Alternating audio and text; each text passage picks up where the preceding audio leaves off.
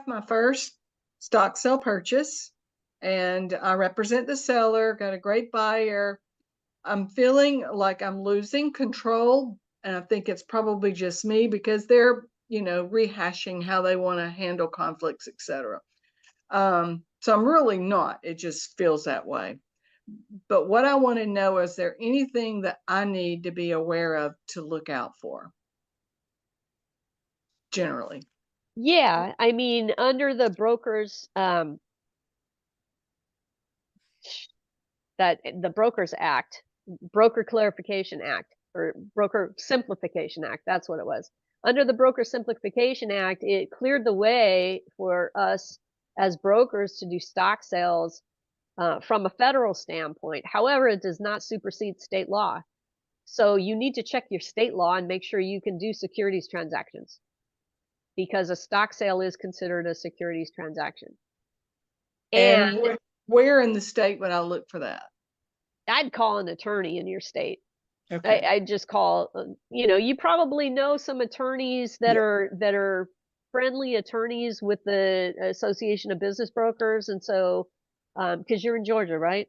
Correct. Yeah. So Georgia Association of Business Brokers. And they can. So that's good. I feel good about Okay. that Yeah. feature. So if they can, that's good. Now, there are certain things that you can and cannot be involved in. So what I would say is go out to IBBA's website.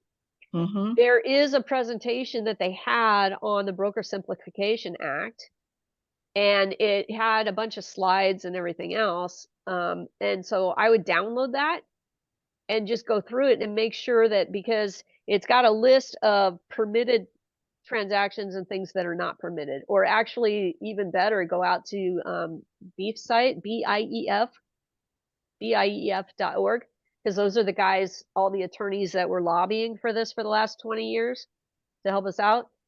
But they have the actual, they've got a summary, they've got, the actual code out there as Okay. well. Good. So what you want to look at is just what's permitted and what is not permitted, and make sure that you're not doing anything that is in the not permitted list. You just steer clear of that. Great. Thank you. So yeah, I mean, I know that you can't transfer stock.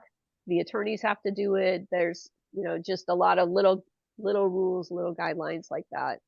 And you just want to make sure that you stay in your lane and work with the attorney and work with the buyer and seller. Um, Stay on top of what's going on in the transaction.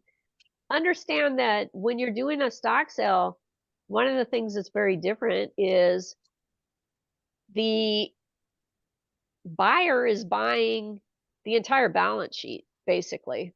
So they're buying everything. They're buying the business with all its liabilities, both known and unknown. And that's why it's a higher risk. And so typically in terms of valuation, because again, higher risk, you're going to end up with a lower value. So there can be some changes to the value if you're out marketing a business as having an asking price of $1 million, and somewhere along the way it changes from an asset sale to a stock sale. Because that's one other thing, we cannot advertise a stock sale. Even if you Okay, know good. ultimately it's going to be a stock sale, you cannot advertise it that way. You just advertise it as a business sale.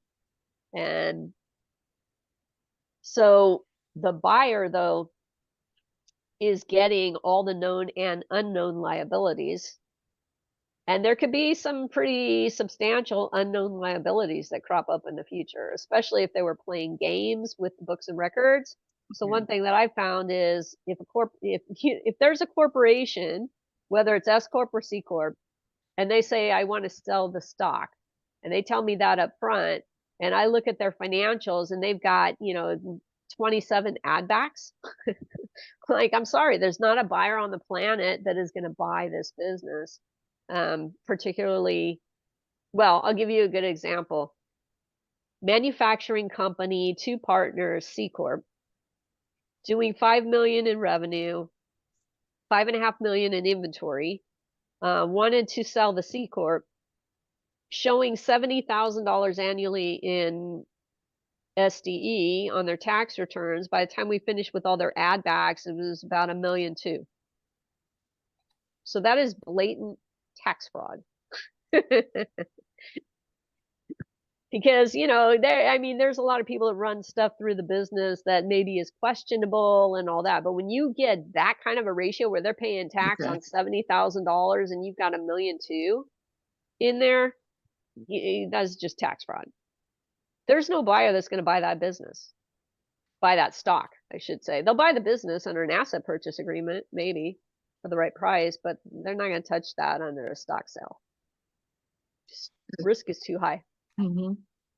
Thank you. Mhm.